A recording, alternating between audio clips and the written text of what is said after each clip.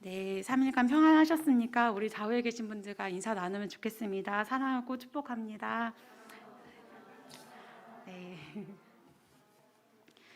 네, 오늘 본문은 저희가 야고보서를 함께 읽었었는데요. 재작년에 저희가 야고보서 암송을 했었잖아요. 근데 여러분 얼마나 다 기억을 하고 계십니까? 네, 시간이 지날수록 이제 가물가물한데 또 특별히 5장 이렇게 뒤쪽으로 갈수록 더 이제 기억이 잘 나지 않는 이 불편한 이 현실 진실 속에 저희가 다시 그때 주셨던 은혜를 좀 기억하고자 반성하는 마음으로 오늘 말씀을 좀 준비하게 됐습니다. 네, 야고보서 이제 개관을 조금 다시 살펴보자면 야고보서는 총 5장으로 되어 있었죠. 그리고 예수님의 동생이자 제자인 야고보가 기록한 책입니다. 그래서 이제 흩어져 있는 12지파에게 보내는 편지였는데 단순한 그냥 인사 뭐 문안 인사 이런 걸 위해서 썼던 책은 아니었고, 이제 그 안에 있는 이 흩어져 있는 12지파 가운데 있는 이 시험, 이것을 어떻게 극복할지, 또 우리가 행위를 통해 믿음을 어떻게 드러낼지, 또 교회 내부의 문제 등을 이렇게 해결하기 위해서 이제 기록했던 편지입니다. 당시에 또 배경으로는 네로 황제가 기독교 박해를 시작하기도 했고, 또 그로 인해서 교회 내부 안에도 사랑이 식어지고 또 두려워하고 교제가 단절되어지는 이런 분위기 속에 이제 야고보가 서신서를 보냈던 거죠. 그래서 믿음의 이 시련은 있지만 결국에 믿음의 행함으로 인해서 믿음의 승리를 얻을 수 있다, 이런 내용들이 적혀져 있습니다. 그 가운데서도 오늘 함께 읽으셨던 부분은 이 편지의 결말 부분인데요. 믿음의 승리를 우리가 구체적으로 어떻게 이뤄낼 수 있을지를 이제 적어져 있는데, 오늘 그 부분에 대해서 함께 나누었으면 좋겠습니다. 또 코로나 이후에 이제 만나는 횟수가 적어지고 또 그로 인해 자연스럽게 좀 사랑이 서로 간에 식어지고 있는 이런 상황 가운데서 우리가 어떻게 믿음으로 이 끝까지 성도 가운데 형제들 간에 믿음으로 승리할 수 있을지를 오늘 야고보서를 통해서 지혜를 얻었으면 좋겠습니다. 네, 일단은 저희가 오늘 읽었던 본문을 다시 한번 살펴봤으면 좋겠는데요. 네, 함께 다시 읽도록 하겠습니다. 시작. 네, 그러므로 형제들아, 주께서 강림하시기까지 길이 참으라. 보라, 농부가 땅에서 나는 귀한 열매를 바라고 길이 참아 이른 비와 늦은 비를 기다리나니 너희도 길이 참고 마음을 굳건하게 하라. 주의 강림이 가까우니라. 네, 아멘. 오늘 이 7절의 시작은 그러므로라는 접속사로 시작이 되고 있습니다. 네, 그러므로라는 접속사는 앞에 나오는 내용이 원인이 돼서 뒤에 내용으로 이렇게 이어지는 건데요. 그러니까 앞에 상황이 원인인 상황인 거죠. 그래서 앞에 무슨 상황이 있는지 한번 다시 살펴보자면요. 앞에 이제 야고보가 부자들에게 경고의 메시지를 전달하고 있습니다. 근데 왜 부자들에게 경고의 메시지를 전달할까? 뭔가 부자들이 잘못한 일이 있었겠죠. 예를 들면은 마땅히 일꾼들에게 주어야 되는 임금을 주지 않았고, 그것으로 자신의 부를 이제 축적하고, 또 사치스러운 생활로 자기를 드러내고, 또 무고한 사람들을 이제 돈으로 이제 죽이고, 이런 일들이 막 있었던 거예요. 그래서 이 상황 가운데 이 부자들을 경고하고 이 비참한 일들이 임할 거다, 이렇게 경고하고 있습니다.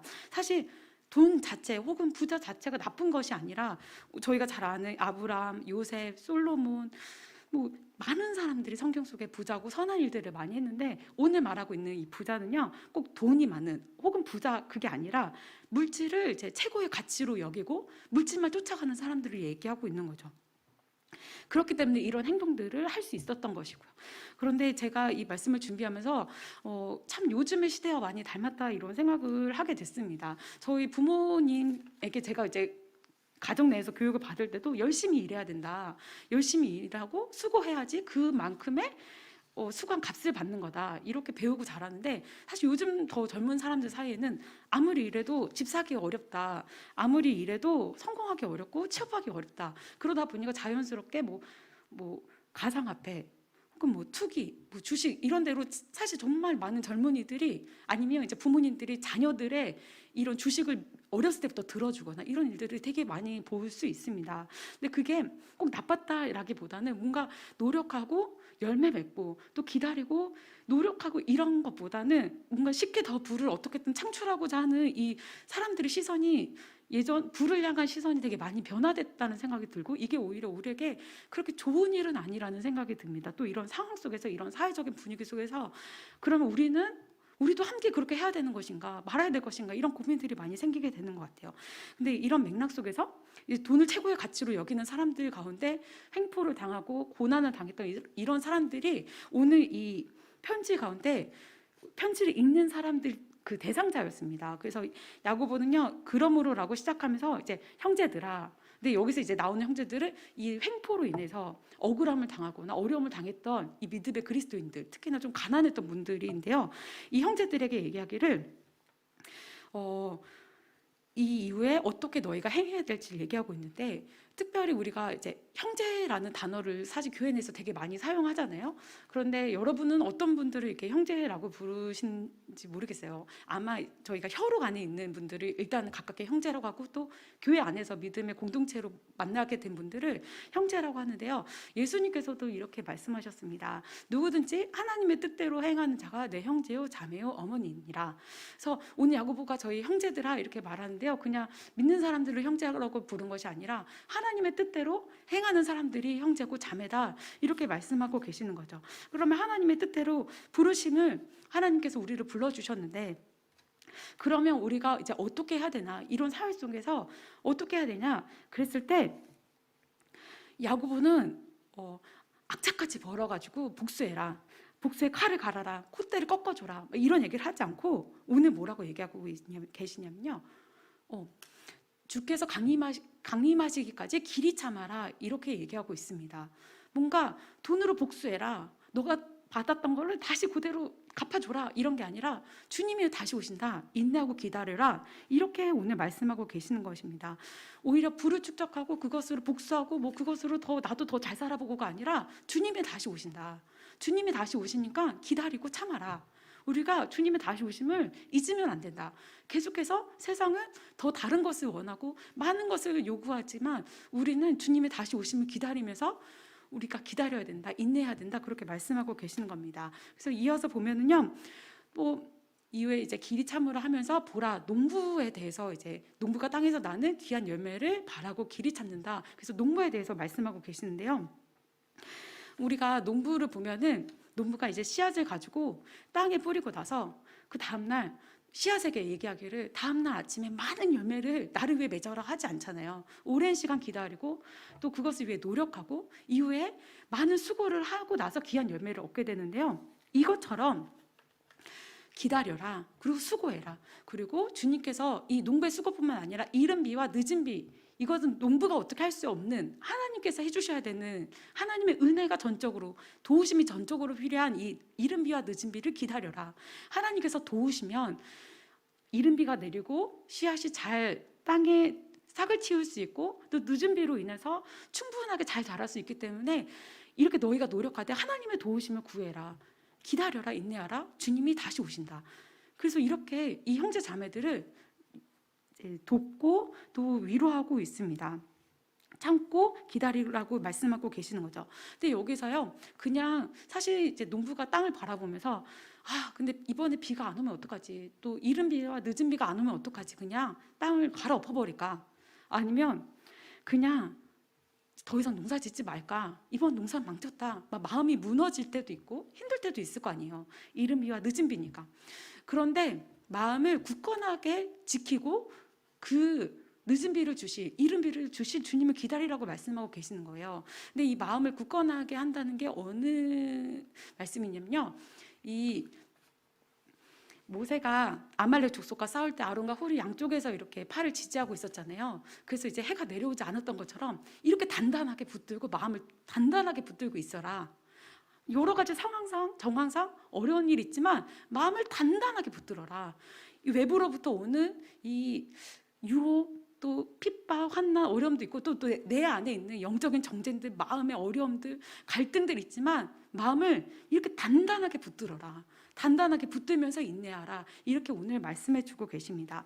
또 다음을 살펴보자면요, 저희 함께 읽어보도록 하겠습니다. 시작. 앉지 말라 그리하여야 심판을 이런 부자들의 횡포, 또 이런 억울한 무고한 사람들이 죽는 이런 상황들 가운데 또 오늘은 형제들에게 요구하고 있는 거는요, 원망하지 말라고 하시는 겁니다. 사실 이 원망이라는 사전적인 의미가 못마땅하게 여기니까 미워하고 불평하고 원망하는 거, 그게 이제 원망이랑 이제 사전적인 의미인데요. 원망을 하지 말라고 하는 거예요. 근데 사실 성경 속에서 가장 원망의 대표적인 이 인물들이 있는데, 이스라엘 민족이 이제 광야에서 이제 모세에게 원망했던 일이죠. 우리가 죽을 데가 없어서 여기로 데리고 나왔냐, 물을 주라, 고기를 주라, 이렇게 원망했던 일들이 있잖아요. 그런데 사실 우리가 어려운 상황을 맞이하다 보면 자연스럽게 이제 원망에 대한 이 원망하는 이런 욕구들이 굉장히 이제 강한데요. 하나님은 이 상황을 보고 뭐라고 하셨냐면요, 너희의 원망이 여호와를 향하여 함이로다, 이렇게 말씀하시는 거예요. 결국 원망은 할 수 있는 것이지만, 잘 생각해 보면 이 사람을 지으신 하나님, 이 상황을 허락하신 하나님을 향하여 원망하고 있다는 거죠. 그래서 하나님께서 오늘 말씀하시기를 외부로부터의 많은 이 어려움이 있지만 이 상황에 대해서 원망하지 마라. 그리고 서로 간에 원망하지 마라. 왜요? 원망하면은 너희가 심판을 면할 수 없다, 이렇게 말씀하시는 겁니다. 마치 이스라엘 광야 1세대가 그렇게 광야에서 오랜 시간을 지냈지만 약속의 땅에 들어가지 못한 것처럼, 가끔 저희는 원망하는 것을 좀 쉽게 여기거나 당연히 그럴 수 있다고 생각하지만, 오늘 주님은 문 밖에 서서 심판 주고 문 밖에 서 계신다. 그분은 서 계시고 다른 일 하지 않으시고 우리가 원망을 하는지 안 하는지 지켜보고 계신다는 거죠. 그래서 원망하지 마라, 심판을 면할 수 없다, 오늘 저희에게 그렇게 말씀하고 계십니다. 근데 너무나 원망할 수 없는 상황 가운데 어떻게 원망을 안 합니까? 그럴 때 선지자들이 인내한 것을 기억해라, 그러면 원망을 안 할 수 있다, 이렇게 얘기해 주시는 거예요. 그러면서 욥의 인내를 이제 들고 계시는데요. 저희가 함께 읽어보겠습니다. 시작. 형제들아, 주의 이름으로 말한 선지자들을 고난과 오래 참음의 본으로 삼으라.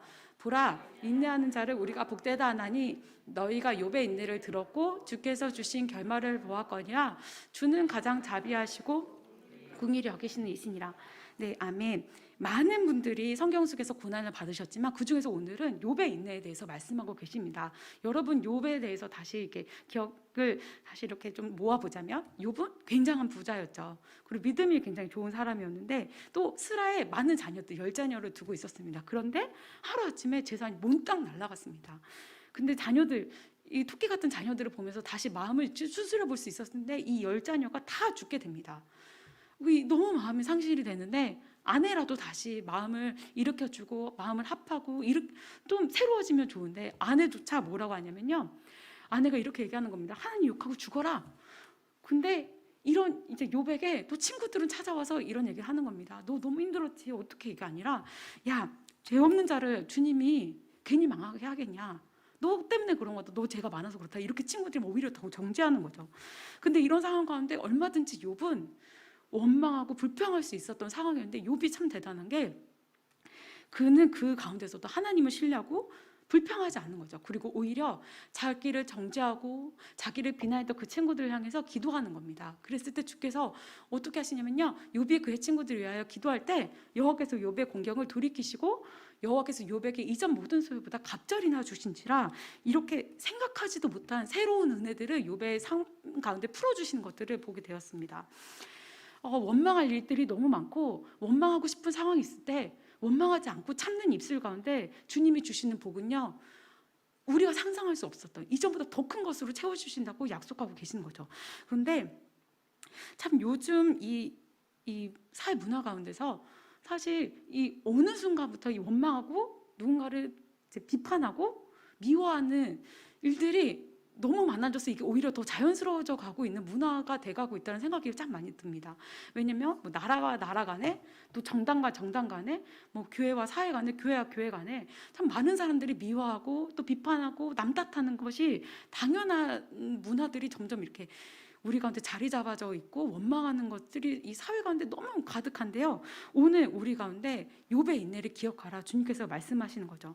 디모데후서에서도 이 말세의 어려운 때가 오면은 사람들이 자기를 사랑하게 되고 돈을 사랑하고 무정하고 원한을 품고 절제가 없을 때가 온다. 그런데 이럴 때가 올 때가 마치 이 야고보서의 때와 같이, 지금의 때와 같이 너무 사람들이 자기를 사랑하고 원망하고 무정하고 비판하고 이런 것들, 미움이 가득한 때인 것 같아요. 그럴 때 심판주가 문 밖에 서 계시고 나와 아주 가까이 계시고, 그분 그분이 내 입이 원망을 하는지 안 하는지 지켜보고 계시는 것들을 우리가 매 순간마다 깨워서 주님을 깨워서 인식함으로 우리가 그것을 잘 이겨나갔으면 좋겠습니다. 또한 욥의 인내 이후에 주신 그 풍성하신 그 하나님의 은혜를 기억하면서 이 순간을 입에 재갈을 물리면서 잘 참아냈으면 좋겠습니다. 네, 아멘. 저희가 마지막 절인데요. 함께 읽어보겠습니다. 시작.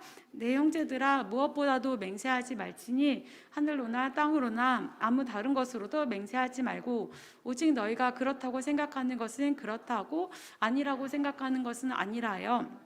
정죄받음을 명하라. 네, 아멘. 이번에는요, 맹세하지 말라고 하시는 겁니다. 그런데 예수님께서도 이 맹세에 대해서 말씀하셨어요.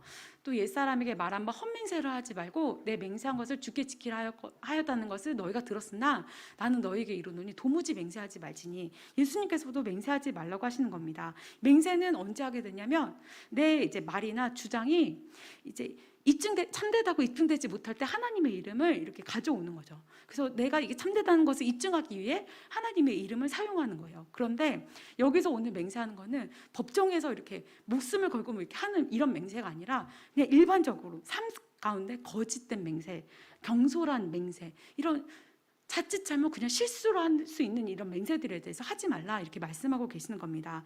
그러니까 맹세하지 않는 삶을 살기 위해서는 진실하고 정직하게 그때 옳은 것에 대해서만 얘기하고 허풍 부리지 말고 정직하고 진실하게만 살아라. 오늘 이렇게 말씀하고 계시는 거죠. 근데 이제 말씀을 이제 마무리를 다시 해보려고 하는데요. 최근에 참 급속도로 너무너무 하루하루가 다르게 많은 기술들이 발전하고 있는 것들을 보고 세상이 많이 바뀌고 있다는 것들을 경험한 것 같습니다. 마치 브레이크가 고장난 자동차가 내리막길을 막 달려가고 있는 것처럼요. 예전에는 달러면 최고다, 뭐 금이면 최고다 했는데요. 요즘에는 뭐 알지도 못했던, 보지도 못했던, 이 눈으로 만져보지도 못했던 이 가상화폐 같은 게 생겨서 많은 사람들이 여기에 누가 투자한다더라 막 몰리고, 또 주식 어디에 막 몰리고 하면서, 사실 이제 저희 부모 세대는 그렇지 않겠지만 저희 젊은 세대들 가운데 사실 주식이나 뭐 가상화폐에 관심 있는 사람들이 굉장히 많이 있습니다. 또 자녀를 위해서 미리 주식을 들어주고 가상화폐 이런 것들에 더 관심을 많이 가지시는 분들이 많으신데요. 이 가운데 세상은 어떻게 더 부를 창출할 것인가? 혹은 빚도 능력이다. 능력 있게 살아야 된다. 빚을 더 많이 져라. 이렇게 요구하고 있는 이제 세상 가운데 우리가 같은 삶을 살아가고 있잖아요. 그 가운데 이 세상의 문화 가운데 이 세상이 요구하는 것 가운데 우리는 어떻게 믿음으로 그리스도인으로 살 것인가에 대해서 오늘 같이 나누어 봤는데요. 우리가 하나님께서는 늦은 비와 이른 비를 주시는 분이다. 욥이 인내했을 때 주님이 더 큰 것을 주신다. 우린 믿음으로 산다. 이렇게 세상 사람들에게 오히려 얘기하면요, 세상 사람들이 고지식하고 바보 같다 이렇게 얘기하는 이런 분위기 가운데 살아가고 있습니다. 그리고 우리 교회 가운데도 이런 많은 문화들이 들어오고 있고 이걸 막을 방법이 참 없다는 이런 생각들이 듭니다. 그러나 오늘 야고보가 우리 형제들 가운데 하나님의 뜻들을 행하기 위해서 부르신 형제들 가운데 요구하고 있고 말씀하고 계시는 것은, 이 가운데 물질이면 다 된다라고 말하는 이 세상 가운데 우리는 주님이 다시 오심을 기억하면서 살아야 된다. 물질이면 다 된다고 하는 이 세상 가운데 주님이 다시 오신다. 우리는 주님의 다시 오심을 기억하면서 사는 사람이다. 이렇게 우리를 격려하고 있습니다. 그렇기 때문에 인내하자. 우리가 주님 방법대로 사는 것에 대해서 어렵고 힘들지만 인내하자. 하나님 뜻대로 행하자. 하나님의 뜻이 무엇일까요? 영혼에게 복음 전하고 전도하고 선교하고 주님의 다시 오심을 기대하고 준비하는 그 뜻대로 우리가 살자. 오늘 야고보가 권면하고 있습니다. 또 이런 상황 가운데 부딪히면서 살기 때문에 이 외적인 어려움들, 또 내적인 이 갈등들, 유혹들이 사실 얼마나 많이 밀려오는지 몰라요. 그 가운데서 굳건하게 흔들리지 말자. 그리고 원망하고 싶은 일들이 일어나겠지만 불합리한 일을 겪거나 저 사람이 갑자기 저렇게 되고 저 사람이 갑자기 저렇게 되고 나는 왜 믿는데 이렇게 살면 안 될까? 이런 이 고민들 가운데 원망할 때도 있고 힘들 때도 있겠지만 문 밖에 서 계신 예수님을 기억하고 문 밖에 서 계신 심판주를 기억하고 우리가 오늘도 원망하지 말고 욥의 인내대로 인생에 가장 최악이 올 수 있지만 그때도 인내하자. 그러면 주님이 더 큰 것으로 보답하신다. 주님이 더 큰 것으로 채우신다. 그 믿음은 오늘 우리 가운데 보여주고 계십니다. 또 마지막으로 진실하고 신실하게 살자. 허세 부리면서 막 아침부터 명품백 살려고 막 달려가지 말고 있는데 좀 만족하면서 이렇게 살자. 오늘 이렇게 저희 가운데 말씀하신 것 같습니다. 저희가 참 세상 요동치는 가운데요, 깨어서 주님의 다시 오심을 준비하고 또 인내하고 또 세상 가운데 흔들린 가운데 흔들리지 말고 주님 말씀하신 대로 거룩하게 살아나가서 믿음의 승리를 꼭 이뤄내는 저희가 되었으면 좋겠습니다. 아멘.